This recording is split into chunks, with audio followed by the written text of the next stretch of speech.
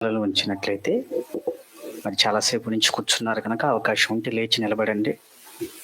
చాలాసేపు నుంచి కూర్చున్నారు కనుక కాస్తంత రిలాక్సేషన్ కోసం లేచి నిలబడితే మహోన్నతుడైన దేవుణ్ణి మనం ప్రార్థన చేసుకుందాం. ఓకే, మంచిది. ప్రార్థన చేద్దాం.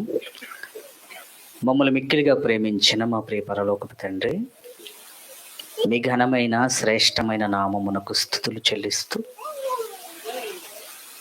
మీ పిల్లలుగా ఈ 2 దినములు కూడా మీ మనసును అర్థం చేసుకోవడానికి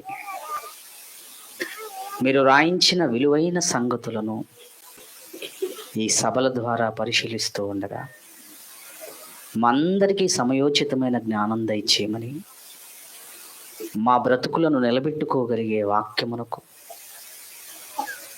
విధేయులమవటానికి హృదయమును వంచేవారిగా మమ్మల్ని ఉంచమని కోరుతూ కార్యక్రమాన్ని నిర్వహించి కష్టపడిన బిడ్డలందరూ కూడా వారి కష్టాన్ని మీరు జ్ఞాపకం చేసుకొని ప్రతిఫలాన్ని నూతన ఆత్మలను దయచేయమని కోరుతూ క్రీస్తు పేరటి ప్రార్థన అడుగుచున్నాము తండ్రి, ఆమెన్. దయచేసి అందరూ కూర్చోండి. ప్రియమైన దేవుని వారలారా, ముందుగా ఇంతటి సభకు వాక్యమును చెప్పటానికి నన్ను నిలబెట్టిన దేవాది దేవుడికి ముందుగా వందనాలు తెలియజేసుకుంటూ ఆ తండ్రికి, అలాగే the college of Bible technology Proddatur principal గారు జాకబ్ అన్నయ్య గారు, వారికి కూడా ప్రేమపూర్వకమైన వందనాలు తెలియజేస్తున్నాను. అలాగే వేదిక మీద ఉన్న అందరూ అన్నయ్యలేనండి, కింద ఉన్న వాళ్ళందరూ అన్నయ్యలే. మరి అన్నయ్యలందరికీ కూడా పేరు పేరున వందనాలు తెలియజేస్తున్నాను. ప్రేమైన వాళ్ళారా, దేవుడు మనిషి జీవితాన్ని ఎంతో ఆశపడి కోరుకొని నిర్ణయించుకొని ఈ భూమి మీదకు పంపించాడు. మనిషి అంటే దేవుడికి చాలా ఇష్టం అండి. మనిషి జీవితాన్ని దేవుడు చాలా గొప్పగా ఊహించుకున్నాడు. ప్రియులారా, ఒక తండ్రి పిల్లల జీవితాలు ఎప్పుడు కూడా ఎలా ఉండాలనుకుంటాడు? చాలా గొప్పగా ఉండాలి నా కొడుకు, చాలా గొప్పగా ఉండాలి నా కూతురు. వాళ్ళ జీవితాలు ఎప్పుడు లోటు లేనివిగా, కష్టం లేనివిగా, 10 ఏళ్ళు కూర్చొని తిన్నా తరగనివిగా సుఖ సంతోషాలతో ఉండాలని ప్రతి తండ్రి కోరుకుంటాడు. మరి దేవుడికి మన జీవితాలను చూసి ఏమర్థమవుతుంది? ఈరోజు మన జీవితం బాగుందా? సంతోషంగా ఉందా? ఆనందంగా ఉందా?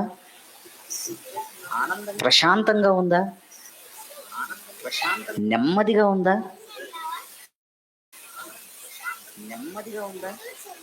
లేదని మనం అందరం ఒప్పుకోవాలి. ఏమంటారు? అవును. అందుకే టైటిల్ నెమ్మది లేని జీవితాలు. నెమ్మది లేని జీవితాలా? నెమ్మది అంటే స్లో అని కాదండి. ఇంగ్లీష్ అర్థానికి వెళితే స్లో అంటాడు. స్లో అంటే నెమ్మది. నెమ్మది అనే పదం నిదానము అనే దాని గురించి కాదండి. దీన్ని ఎలా అర్థం చేసుకోవాలంటే, ఏమంటే నీరు వేగంగా వెళుతూ ఉంటుంది, అదే నీరు ప్రశాంతంగా చక్కగా నెమ్మదిగా ఉంటుంది. చూసారా? దాన్ని నెమ్మది అంటారంటే హాయిగా ఉండటం. నెమ్మది అంటే విశ్రాంతి తీసుకునేదిగా ఉండటం. నెమ్మది అంటే చక్కగా ఉండటం. నెమ్మది అంటే ప్రశాంతమైన జీవితం. ఏమండి, ఈరోజు మన జీవితంలో ప్రశాంతత ఉన్నదా? శాంతి ఉన్నదా మన జీవితంలో? నెమ్మది ఉందా మన జీవితంలో? సుఖం ఉందా ఈ జీవితంలో? ఏ మనిషిని మీరు కదిలించినా అన్నా ఎలా ఉన్నారంటే ఏమంటాడు? ఫస్ట్ బాగున్నామన్నావు అంటాడు. అవునా? ఇంటికి వెళ్ళిన తర్వాత కాస్త కూర్చొని భోజనం చేసి అన్న ఇప్పుడు చెప్పండి సంగతి అన్నాం అనుకోండి, ఏమంటాడు? ఈ కాళ్ళ నుంచి కృష్ణా నది, ఈ కాళ్ళ నుంచి యమునా నది, గోదావరి వస్తాయి. ఇక కష్టాలు ప్రారంభించి చెప్తాడు, అన్న నా వల్ల కావట్లేదు అన్న, నేను భరించలేకపోతున్నానన్న, ఈ జీవితం మీద విరక్తి వచ్చేస్తుందన్న, ఈ జీవితం నేను భరించలేకపోతున్నాను. ఇది మగవాళ్ళలోనైనా ఆడవాళ్ళలో కూడా ఉందా? ఆడవాళ్ళని అడిగితే వాళ్ళు కూడా ఏమంటారు? ఏదో తల్లిదండ్రులు ఎలాగో ఉన్నామ్మా అనగానే బాగున్నానమ్మా అంటారు. కానీ పనులన్నీ అయిపోయిన తర్వాత కూర్చున్నాక ఏమ్మా ఎలాగుందమ్మా అంటే, ఆడు మూర్ఖుడమ్మా, ఆడు మారడమ్మా, నన్ను ఎందుకమ్మా ఆడికిచ్చి చేశారు, మనిషి అనుకున్నవాడు బానిసలా చూస్తున్నాడమ్మా నన్ను, నాకేంటమ్మా ఈ నరకం, నాకేంటమ్మా అంటామా లేదా? గుండెలలో ప్రతి మనిషి మదిలో ఎన్నో బాధలు ఉన్నాయండి, ఎన్నో బాధలు ఉన్నాయి. ఎవరితోనైనా మీ కష్టం చెప్పుకొని చూడండి. మనం వాళ్ళకి కష్టం చెప్తూ ఉంటే వాళ్ళ మళ్ళీ మనకేం చెప్తారు? వాళ్ళ కష్టాలు మనకి చెప్తూ ఉంటారు వాళ్ళు. ఏంటి నా కష్టం కూడా ఏమో నువ్వు? నాయన నీకే కాదు కష్టాలు నాకు కూడా ఉన్నాయి. అల్లుడు కొట్టాడని ఇంటికి వచ్చేదట కూతురు ఏడుచుకుంటా. ఇంటికి రాగానే తలుపు తీస్తే లోపల అమ్మ ఏడుస్తుందట. అమ్మా నేనంటే అల్లుడు కొట్టి వచ్చాను, నువ్వెందుకు ఏడుతున్నామంటే నన్ను అయ్యి కొట్టాడే అన్నదంట. మనిషిని ఇలా చూడాలనుకున్నాడు దేవుడు, మనిషిని ఇలా చూడాలనుకున్నాడు దేవుడు. అసలు మనం ఎలా బ్రతకాలనుకున్నాడో ఒక మాట రాయించాడు. ఈరోజు మనం అందరం చూద్దామండి. 1 తిమోతి పత్రిక, దేవుడు రాయించిన జీవగ్రంథం, మన తండ్రి మనస్సులో మన గురించి రాయిస్తూ ఏమని రాశాడో చూడండి. 1 తిమోతి పత్రిక 2వ అధ్యాయము 1వ వచనాన్ని చదవండి. 1వ వచనం చదవండి, ఎంత చక్కగా ఉందో తెలుసండి ఆ మాట. 1 తిమోతి పత్రిక 2వ అధ్యాయం 1వ వచనం, మనం దేవుడి పిల్లలమైన మనం సంపూర్ణ భక్తి, మంచి భక్తుడిగా నువ్వు ఉండాలి. ఆ తర్వాత మాన్యత, గౌరవం, నువ్వు గౌరవంగా ఉండాలి నాయన అంటున్నాడు దేవుడు. గౌరవంగా బ్రతకాలట, మనం భక్తితో బ్రతకాలట, గౌరవం కలిగి బ్రతకాలట అండి మనం.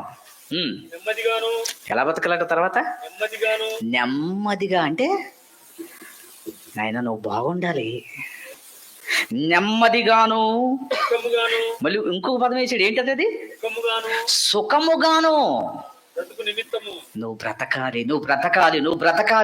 బ్రతకాలి అంటే అధికారుల నిమిత్తం ప్రార్థించు అన్నాడంటే. కిందకు వచ్చి చదువుకుంటాం కదా. అన్నిటికంటే ముఖ్యముగా మనుషులందరి కొరకు, రాజుల కొరకు, అధికారుల కొరకు విజ్ఞాపనములు, ప్రార్థనలు, యాచనలు, కృతజ్ఞతాస్తుతులు నువ్వు చెయ్యాలి. ఏమండి మీకు చెయ్యాలి, ఇది హెచ్చరిస్తున్నాను నేను.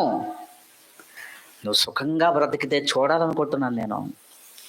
నీ జీవితం నెమ్మదిగా, శాంతితో, సంతోషంతో ఉండాలంటే అలా నిన్ను చూడాలని ఒక తండ్రిగా ఆశపడుతున్నాడండి దేవుడు. మీరే మీ బిడ్డ జీవితం బాగుండాలనే కదండి అన్ని వైపులు చూసి వివాహం చేస్తున్నారు, అవునా? ఏమండి ఈరోజు మన బిడ్డలను ఎందుకు చదివిస్తున్నాం? వాడు ఎలా ఉండాలి భవిష్యత్తులో? నాలాగా ఇబ్బంది పడకూడదండి నా కొడుకు, నాలా 10 మంది దగ్గరికి వెళ్ళి మా కష్టం ఇది అని చెయ్యి చాపకూడదు నా కొడుకు. నా కూతురు వివాహం చేసిన తర్వాత వెనక్కి తిరిగి రాకూడదు, నాన్న ఈ కష్టమని, అమ్మ ఈ కష్టమని మరలా వెనక్కి రాకూడదు నా దగ్గరికి. వాళ్ళు బాగుండాలి. నా ఎముకలు అరిగిపోయినా పర్వాలేదు, నా శరీరంలో శక్తి తగ్గిపోయినా పర్వాలేదు, నా శరీరం మొత్తం చీకిపోయినా పర్వాలేదు, నేను ముసలోడిని అయిపోయినా పర్వాలేదు, నా పిల్లలు, మీ పిల్లలు బాగుండాలన్న వాళ్ళు చేయొద్దండి. నేను ఎత్తాను, నాకు లేదండి పిల్లలు, నా పిల్లలు బాగుండాలి. ఏమంటే మనం మంచోళ్ళమా చెడ్డోళ్ళమా? మీరేమన్నా అనుకోండి, యేసుప్రభు ఏమన్నాడు తెలుసా? మీరు చెడ్డవారయ్యుండి మీ పిల్లలకు మంచి ఇవ్వాలనుకుంటున్నారు కదా, మరి మీకంటే మంచోడు కదా దేవుడు, మనకంటే మంచివాడు కదా దేవుడు. మరి చెడ్డవారమైన మనమే మన పిల్లలను బాగా చూడాలనుకుంటున్నప్పుడు, మన జీవితాలు బాగుండాలనుకున్నప్పుడు, మనందరికంటే మంచివాడైన దేవుడు నువ్వు బాగుండాలనుకోడా? దేవుడు నిన్ను ఎంత బాగా చూసుకున్నాడు ఏ రోజైనా ఆలోచించవా? ఏమండి, 24 గంటల్లో ఎంత రెస్ట్ ఇచ్చాడు దేవుడు నీకు? ఎంత రెస్ట్? 24 గంటలలో 12 గంటలు రెస్ట్ అండి. ఏం చేయాలి నువ్వు 12 గంటలు? నిద్రపోవాలి. నువ్వు ఏ పని చేయకూడదు. నువ్వు ఆరోగ్యంగా ఉండాలి కొడుకా, నువ్వు ఆరోగ్యంగా ఉండాలమ్మా. పని చేయకూడదు, నువ్వేమి నిద్రపో. ఒక రోజులో 24 గంటలలో ఒక హాఫ్ డే, సగం రోజు నువ్వు హాయిగా నిద్రపోవాలని ఇచ్చింది ఎవరు? దేవుడు కాదా? నువ్వు సుఖంగా నిద్రపోవాలని ఇచ్చింది ఎవరు? దేవుడు కాదా? ఏమండి, చల్ల గాలి తగులుతూ ఉంటే నిద్ర ఏమొస్తుందండి? అవునా కదా? ఆ చల్ల గాలిని నీ ఒంటికి తగిలించి నిన్ను నిద్రపుచ్చుతుంది ఎవరు? దేవుడు నిన్నేమే చూడాలనుకోలేదా? నీకేమి చేయట్లేదా? దేవుడు నువ్వు ఆరోగ్యంగా, ఆనందంగా, సంతోషంగా ఉంటే చూడలేడా? బైబిల్లో రాయించిన మాటలు చదువుదామా? ఇందాక అక్కడ ఏం చెప్పాడు? నెమ్మదిగాను సుఖముగాను అన్నాడు కదా. సామెతల గ్రంథం 15వ అధ్యాయం 16వ వచనంలో దేవుడు మాట్లాడుతూ ఏమంటున్నాడు చూడండి. మనల్ని జీవితాలను ఎలా చూడాలనుకుంటున్నాడు చూడండి. నెమ్మది లేకుండా జీవితంలో ప్రశాంతత లేదు, నెమ్మది లేదు, ఎప్పుడు కష్టాలు, ఇబ్బందులు, సమస్యలు. ప్రభు అంటున్నాడు, నెమ్మది లేకుండా విస్తారమైన ధనముండుట కంటే దేవుడి యందు భయభక్తులతో కొంచెము కలిగి ఉండుట ఎందుకురా? జీవితంలో ప్రశాంతతను పోగొట్టుకొని, నెమ్మదిని పోగొట్టుకొని, చక్కగా వెళుతున్న జీవితాన్ని పాడు చేసుకుని ఎందుకు ధనం వైపు పరిగెడుతున్నావు? కొంచెం ఉంచుకోనైనా జీవితం బాగుంటది. కొంచెం చాలు. నెమ్మది ఎక్కువ, ధనం ఎక్కువ అంటే దేవుడు ఏమన్నాడు? నెమ్మది ఉండాలంటే ధనం నీకు ఎంత ఉండాలి? కొంచెం చాలు నాయన. అంటే భక్తి ఉంటే నెమ్మది ఉంటది, భక్తి ఉంటే జీవితం బాగుంటది.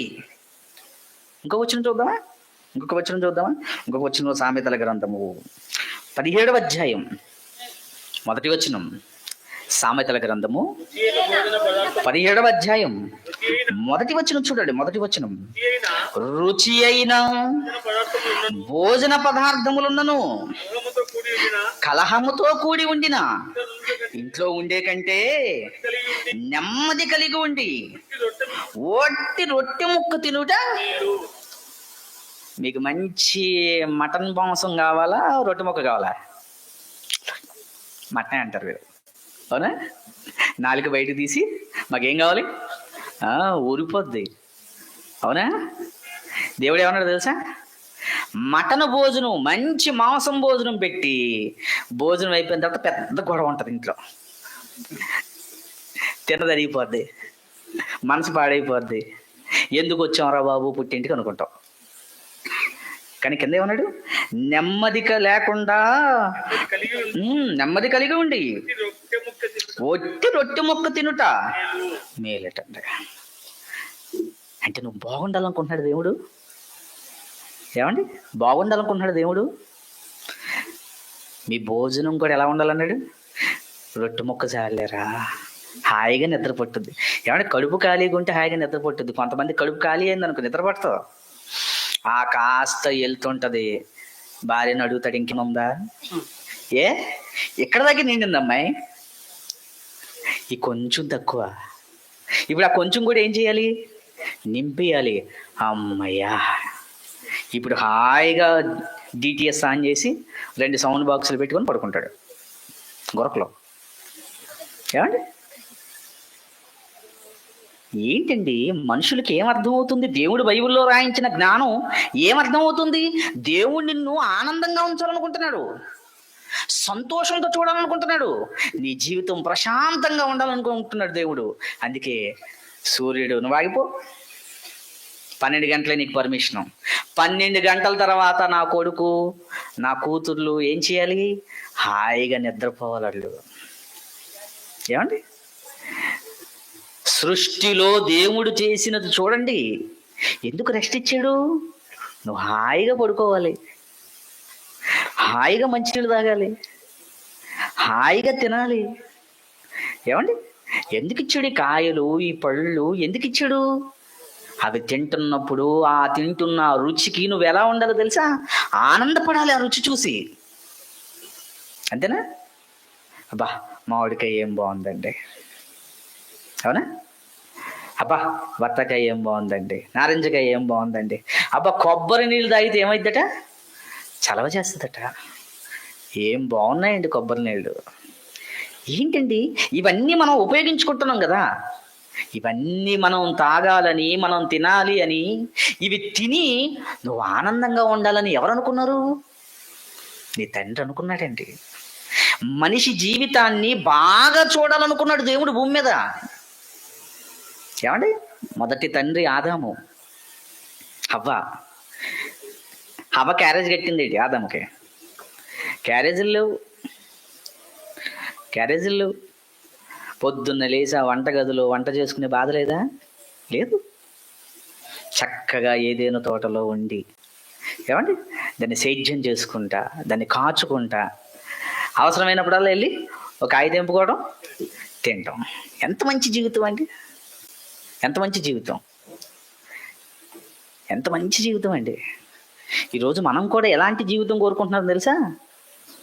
నేను ఏ పని చేయను, కానీ నా అకౌంట్లో ఎప్పుడు డబ్బులు పడుతూనే ఉండాలి. నేనే వంట చేయను, కట్మని మా ముందు పెళ్ళి వచ్చేయాలి. నేను బట్టలు ఉతకను, బట్టలు ఇస్త్రీ అయిపోయి సుఖం కోరుకుంటున్నావు. నువ్వు సుఖమే కోరుకుంటున్నావు, కానీ ఆ సుఖం దేవుడు చెప్పినట్టుగా కాదు, స్వార్థంతో కోరుకుంటున్నావు. అందుకే మనుషుల జీవితాలను దేవుడు ఎంత బాగా చూడాలనుకున్నాడు. ఎందుకు ఇలా నలిగిపోయినాయి ఈ జీవితాలు? ఎందుకు ప్రశాంతం లేని జీవితాలు అయిపోయినాయి? ఆనందంగా సంతోషంగా ఉండవలసిన జీవితాలు ఎందుకు పాడైపోయినాయి? ఎవరికి తెలుసుకోవాలని ఉంది? ఏమండి, నా జీవితం ఎందుకు ఇలా నలిగిపోయింది? నా జీవితం అంటే ఒకడు మాట్లాడుతుంటాడు, ఎందుకు ఈ జీవితం ఎలా తగలడిపోయిందటండి జీవితం. ఎలా అనుకుంటారు తెలుసు? కొంతమంది మాట్లాడుతూ, నా వల్ల కాదు ఇక నేను ఈ జీవితం, ఈ సంసారం నేను మీకు తెలుసా మాట్లాడినా, ఇక నేను ఈ సంసారాన్ని ఈదలేను. ఎక్కడికి వెళ్ళిపోతానంట? నేను కాశీ వెళ్ళిపోతానంటాడు ఒక ఆయన. ఎక్కడికి వెళ్ళిపోతాడట? నేను కాశీ వెళ్ళిపోతానంటాడు ఒక ఆయన. ఇంకొక ఆయన ఏమంటాడు, నేను హిమాలయాలకు వెళ్ళిపోతాను, నేను ఈ బాధ భరించలేను. ఏటినైనా ఏం చేయాలట? ఏటినైనా ఎదురేదచ్చు కానీ అమ్మో ఈ సంసారాన్ని మన వల్ల కావట్లేదు. ఏమండి అన్నారా? విన్నారా? మీరు విన్నారు, అన్నారు కూడా. ఎందుకు మన జీవితాలు ఎలాగైపోయినాయి? ఎందుకు ఇలా మారిపోయినాయి? బైబిలులో నీ తండ్రి నీ కొరకు రాయించిన మాటలలో నువ్వు బాగుండాలని రాయించాడు, నువ్వు సంతోషంగా ఉండాలని రాయించాడు, నువ్వు ఆనందంగా ఉండాలని రాయించాడు. కొత్త నిబంధనకు వచ్చేసరికి ఏమన్నా తెలుసా? ఆనందించుడి, మరలా చెప్పుచున్నాను ఆనందించుడి. అంటే నీకేంటి ఏడుపు? అవునా? స్వయంగా సృష్టినంతటిని చేసిన ఆ సర్వశక్తి గల దేవుడు ఆనందపడు నాయన క్రైస్తవుడా అంటే ఏడుతున్నావేంటి?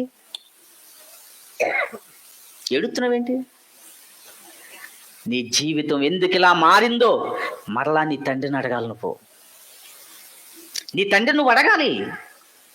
అన్న ఇందాక ఒక ఉదాహరణ చెప్పారు, బాగుంది. బండి వాడటమే కాదు, సమస్య వస్తే ఎక్కడ తీసుకెళ్ళాలి? రిపేర్ చేసే మెకానిక్ ఉంటాడు, ఆయన దగ్గర తీసుకెళ్ళాలి. తీసుకెళ్ళి, అయ్యా ఇది పని చేయట్లేదు, ఆగిపోయింది, పాడైపోయింది, దీన్ని ఏం చేయి, నువ్వు సరిచేయి, సమస్య ఏంటో చెప్పు. ఇప్పుడు దేవుణ్ణి అడగాలండి. మానవ జీవితాలను బాగు చేసేవాడు కేవలం దేవుడు. దేవుడి కొరకు న్యాయంగా బతికే సేవకుడు, నీతిగా బ్రతికే సేవకుడు. బైబిల్ని అడుగుతాం, ఎందుకు మా జీవితాలు ఇలా మారాయి? ఏమంటే ఎంతమందికి తెలుసుకోవాలని ఉంది? పద్దాక చేతులెచ్చమంటున్నారు ప్రిన్సిపల్ గారు అనుకోకండి, ఆసక్తి. ఎందుకంటే వాక్యం చెప్పేటప్పుడు అంటే ఎటు చూడకూడదు. మనం ఏంటంటే వాక్యం చెప్పే ఆయన తప్ప మిగతా వాళ్ళందరినీ చూస్తూ ఉంటాం. ఇంకేం ఎక్కుద్ది మైండ్లోకి? ఏమండి అంతేనా? ఏమంటే ఇంజెక్షన్ చేసేటప్పుడు ఎలా ఉండాలి? యాంటీబయాటిక్ శరీరంలో ఉన్న నరానికి చేస్తారండి, అవునా? టైఫాయిడ్ వచ్చింది అనుకోండి, నరానికి చేస్తారు. నరానికి చేస్తున్నప్పుడు ఇటువంటి ఊపుతుందా? ఎందుకు? నీ రోగం తగ్గాలంటే రక్తంలోకి వెళ్ళాలి. అది రక్తంలోకి వెళ్ళాలనుకునేటప్పుడు వాళ్ళు వెంటనే పొడిచారండి, కొంచెం కొంచెం కొంచెం కొంచెం కొంచెం కొంచెం మెల్లగా ఎక్కిస్తారు. కొంచెం నొక్కుతారు, ఆగుతారు, నొక్కుతారు, ఆగుతారు. ఎందుకంటే వెళుతున్న ఈ మందు నీ రక్తంలోకి వెళ్ళాలి. అందులో ఒకేసారి చేయకూడదు, మెల్లగా చేయాలి. ఇప్పుడు చెప్పండి, యాంటీబయాటిక్ గొప్పదా, వాక్యం గొప్పదా? వాక్యం గొప్పది. యాంటీబయాటిక్ రక్తంలోకి వెళ్ళాలి, వాక్యం ఎక్కడికి వెళ్ళాలి? హృదయంలోకి వెళ్ళాలి. హృదయంలోకి వెళ్ళాలంటే ఎంత జాగ్రత్తగా ఎక్కించాలి? మొత్తం అంతా ఈయన ఒక ఆవిడ అందట, ఏం చెప్పారు అయ్యగారు అని అడిగిందట. నువ్వు నిద్రపోతే ఏమెక్కుద్ది? మొత్తం అంతా వింది, విని ఏం చెప్పారు అయ్యగారు. కనుక ఏకాగ్రత చాలా ముఖ్యం. కొన్ని సంఘాల్లోనండి మంచిగా వాక్యం చెప్తూ ఉంటామండి, ఈవిడికి ఎక్కడో తగులుతూ ఉంటుంది. వెంటనే ఏం చేస్తా తెలుసా? కూతుర్ని అలా గిల్లిద్ది అంతే, అది కయ్యమంటది, దాన్ని పట్టుకుని రై అని బయటికి వెళ్ళిపోద్ది. కావాలని నిజమే, కొంతమంది చేస్తున్నారండి అలాగా, ఉంది అలా కూడా. అదొక ఐడియా. వాక్యం నచ్చలేదా గిల్లటమే, ఏడుపు చేయడం, బయటకు తీసుకెళ్ళిపోవటం. ఇక మనసు ఎలా మారుతుందరా? పిడుగులు పడ్డా నా వైపు చూడండి. ఓకే, వెళ్దాం, దేవుణ్ణి అడుగుదాం. తండ్రి, మాకెందుకు ఈ పరిస్థితి? ఎందుకు ఇలాంటి పరిస్థితి వచ్చింది? అడుగుదాం.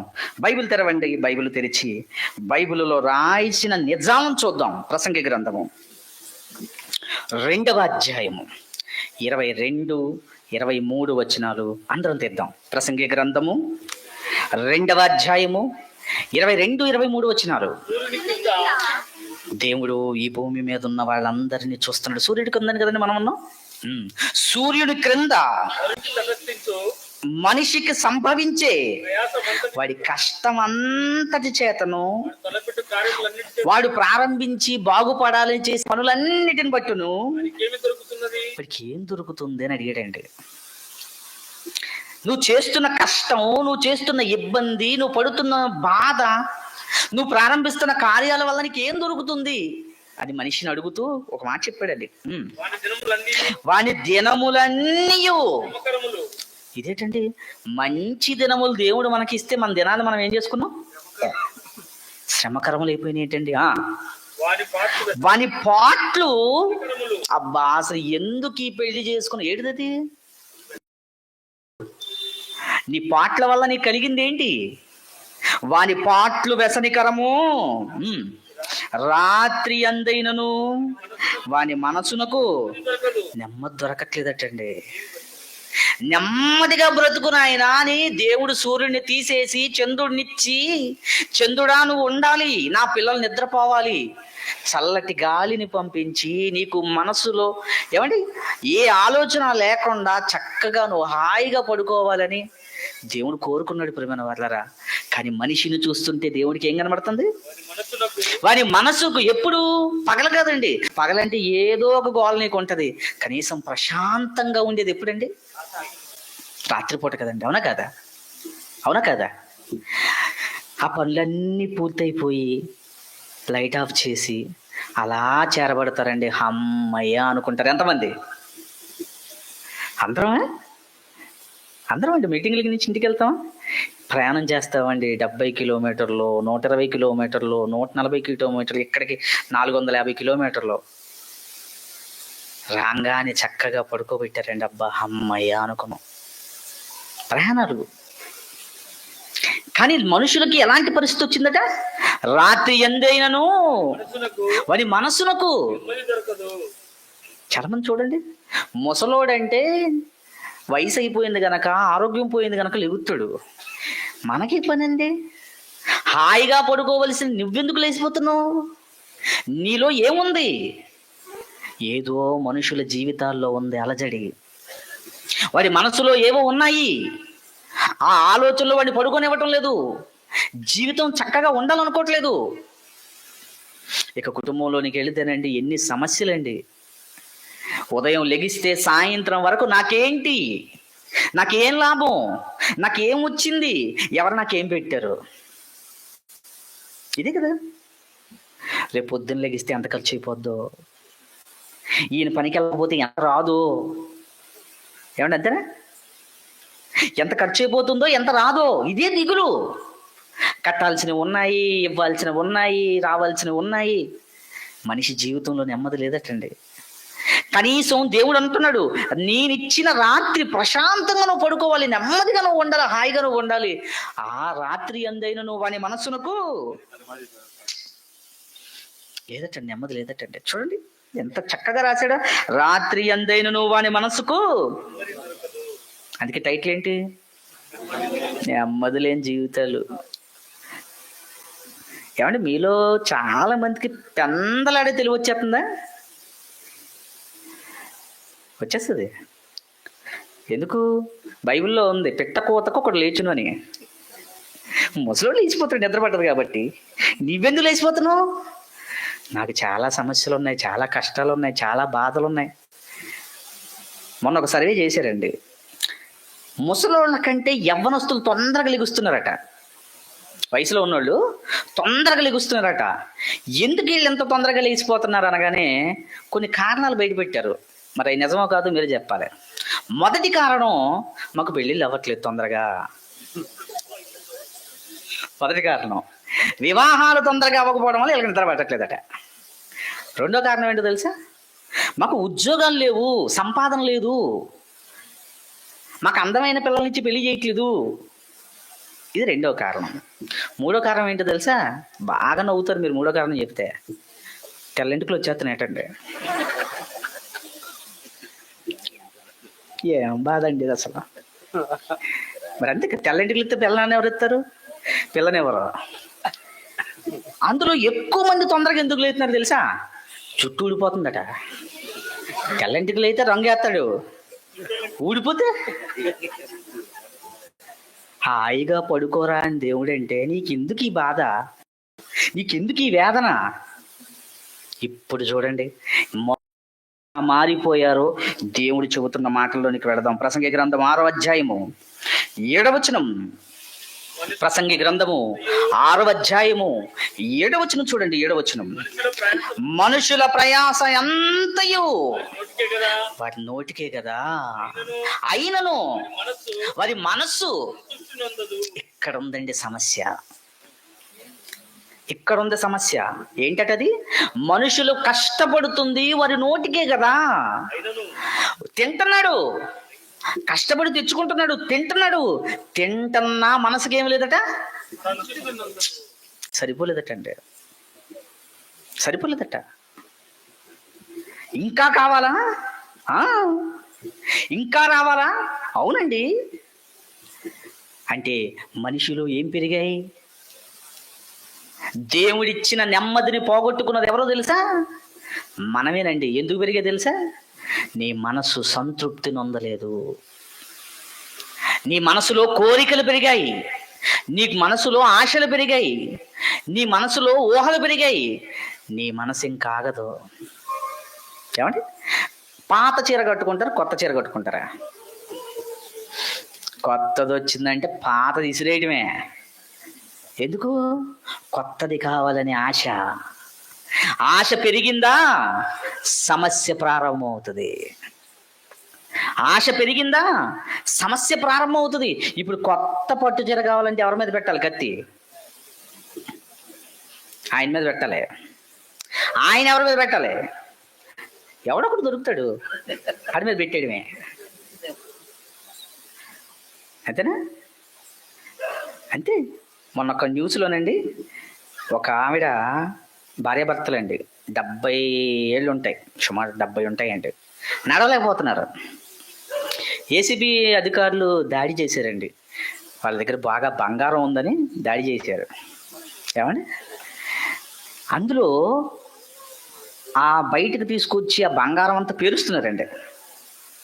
7 వారాల నగలు ఉన్నాయట. ఎవరికి? మామగారికి. అందులో ఒక వారం నగలు తీసి మామగారి మీద అయితే చచ్చిపోద్దాయి మొయ్యలేక. మరి ఎందుకు 7 వారాలు? నావి, నాకు కావాలి, అన్నీ నాకే కావాలి, అన్నీ నా దగ్గర ఉండాలి, ఎవరి దగ్గర లేని చీర నా దగ్గర ఉండాలి, ఎవరి దగ్గర లేని టీవీ మా ఇంట్లోనే ఉండాలి, ఎవరి దగ్గర లేని మంచం మా ఇంట్లోనే ఉండాలి, ఎవరి దగ్గర లేని ఫ్రిడ్జ్ మా ఇంట్లో ఉండాలి, ఎవరి దగ్గర లేని శ్మశానం మా ఇంట్లోనే ఉండాలి. అన్నీ మాకే కావాలి, అన్నీ మాకే కావాలి. ఏమంటే అన్నీ మీకే కావాలంటే ఎలాగర్రా చెప్పండి? అన్నీ మీకే కావాలా? తృప్తి లేదా జీవితానికి? తృప్తి లేదా జీవితానికి? లేదు. మొత్తం నా దగ్గరికే వచ్చేయాలి. ఇక మనుషుల గురించి ఆలోచిస్తానండి. ఇందాక అన్నయ్య చెప్పారు మంచి మాటలు. ఏమేం రోగాలు ఉన్నాయి మనకి? అహంకారం అండి. ఏం అహంకారమో తెలుసా? నేను ఎవరు అనుకున్నావు?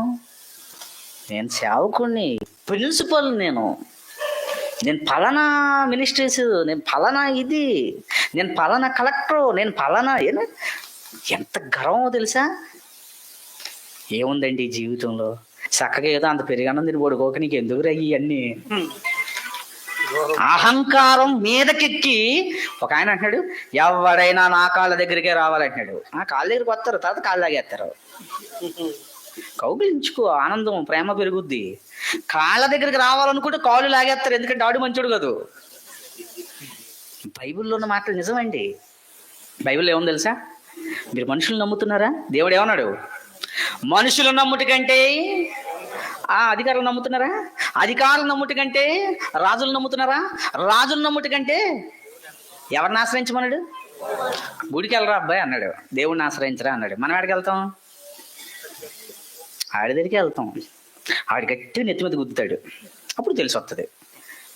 ఏమండి, బాగున్నంతసేపు ఎవ్వరికేం తెలియదండి. బాగున్నంతసేపు ఎవ్వరికేం తెలీదు.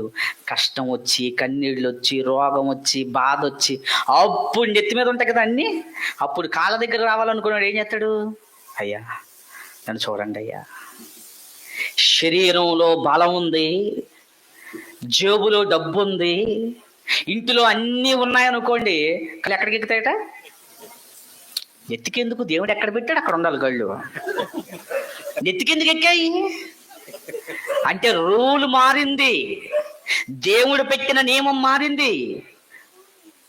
ఏమండి, దేవుడు పెట్టిన నియమం మారిందా బ్రతుకు పాడైపోద్ది ప్రియులారా. దేవుడు పెట్టిన నియమం మారితే బ్రతుకులు పాడైపోతాయి. అలా పాడైపోయిన ఒక బ్రతుకు మొట్టమొదటి జీవితం అయిన ఆదాము అవ్వల జీవితం, అవునా కదా?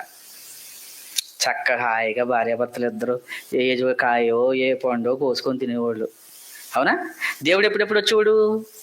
ప్రతి చల్లపూట తన పిల్లల దగ్గరికి వచ్చేవాడు, మాట్లాడుకునేవాడు, హాయిగా ఉండేవారు. ఆశ అవదుగా. పాము వచ్చింది, సర్పం వచ్చింది, ఏం చెప్పింది? ఇది తింటే మీరు దేవతలు రా అన్నది. అంటే ఒక్కసారి ఆశ పుట్టింది. ఆశ పుట్టిందంటే జీవితం చచ్చిపోయిందే. దేవుడితో చక్కగా ఉండే ఆ స్థితిని ఎవరు కోల్పోయారు? ఏమండి, అంత బాగుండేదండి వాళ్ళ జీవితం, అవునా? పాల ప్యాకెట్లకి వెళ్ళాలా పొద్దున్నే ఆదం గారు? లేదు, అవసరం లేదు. టీ పెట్టాలా? లేదు. ఏ కష్టం లేదు కదండి, ఏ కష్టం లేదు. డబ్బులు కావాలి వాళ్ళకి, డబ్బులు అక్కర్లా, డబ్బులతో పనే లేదు. శుభ్రంగా అంతటి మంచి జీవితాన్ని పాడు చేసుకుంది ఎవరండి? ఆ రోజు ఆ జంట, ఈరోజు మనమండి. దేవుడు మనల్ని మంచిగానే చూడాలనుకుంటున్నాడు. మన ఆశలు పెరిగి, మన కోరికలు పెరిగి, దేవుడు పెట్టిన నియమాన్ని తప్పి మనమే మన జీవితంలో ప్రశాంతతను పోగొట్టుకున్నాం. అందుకు కారణాలు దేవుడు చెబుతున్నాడు. ఒక్కొక్కటిగా మనం రాసుకుందాం, ఒక్కొక్కటిగా రాసుకుందాం. ఏమండి, చూద్దాం. యెషయా గ్రంథము 59వ అధ్యాయము మొదటి వచనం చూద్దాం ప్రియమైన వారలారా. యెషయా గ్రంథము 59వ అధ్యాయము మొదటి వచనం నుంచి చూద్దాం. ఏమండి, ఆ వచనాలలో దేవుడు చెబుతున్న మాటల వెనుకున్న బాధ మీరు ఆలోచించండి. ఆ చదువుతున్నప్పుడు దేవుడు ఎంత బాధపడి రాయిస్తున్నాడో మీకు అర్థం కావాలి. యెషయా గ్రంథం 59వ అధ్యాయం మొదటి వచనం. రక్షింపనేరకయుండునట్లు ఆ దేవుని హస్తము, ఎంత మాట అన్నాడండి. నువ్వు కష్టపడి, బాధపడి, కన్నీళ్లు కారుస్తూ ప్రార్థన చేస్తున్నావే గుళ్ళో, నీకు సాయం చేయాలని ఉంది, నిన్ను చూసుకోవాలని ఉంది, నిన్ను బాగా చూడాలని ఉంది. దేవుడికి చెయ్యి చాపి నిన్ను పట్టుకుని పైకి నీ సమస్యల నుంచి లేపాలని ఉంది ఆయనకి. కానీ ఆయన ఎందుకు ఆగాడు?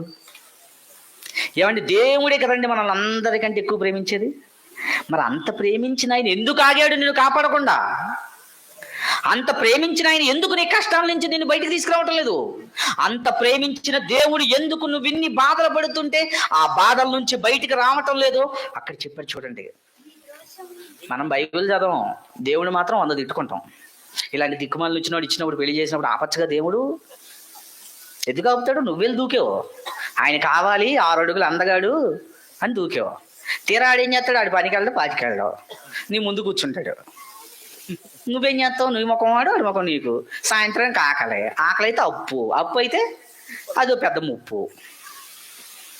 నిన్నెందుకు కాపాడలేదు దేవుడు? చెప్పాడు చూడండి. యెషయా గ్రంథం 59వ అధ్యాయం మొదటి వచనం. రక్షింపయ్యారకు నుండునట్లు నీ తండ్రి చెయ్యి చిన్నదైపోలేదు.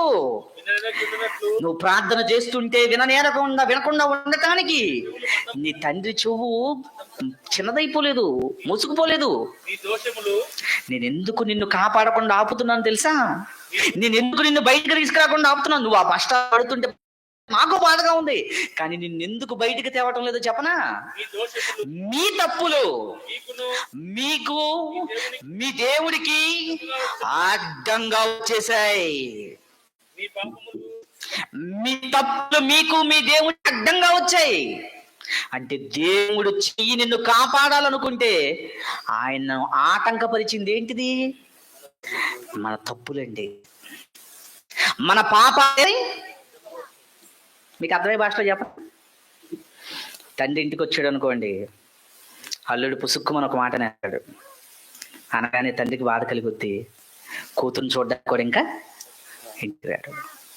అప్పుడు భార్య అంటది, ఏమండి ఆ రోజు మీరు ఆ మాటకపోతే మా నాన్న ప్రతి సంవత్సరం వచ్చేవాడు కదండి. అవునే, తప్పు అయిపోయింది. ఇదే తప్పు. ఈ తప్పులు మనుషులు దేవుని ఎదుట చేస్తున్నారు. అలా చేయటం వల్ల దేవుడికి మనకి దూరం అయిపోయాడు. ఆదివారం చర్చికి వస్తావులే, మనసు ఇంట్లో పెట్టి వస్తావు. దేవుడికి నువ్వు దగ్గర కాలేకపోతున్నావు. అందుకేమంటే మీ దోషములు మీకును మీ దేవునికి అడ్డముగా వచ్చుచున్నవి, పాపములు ఆయన ముఖమును మీకు మరుగుపరుస్తుందట. అంటే ఏంటి? ఇక మీ ముఖం ఆయన చూడటానికి లేదట. పాపం ఏమైపోయింది?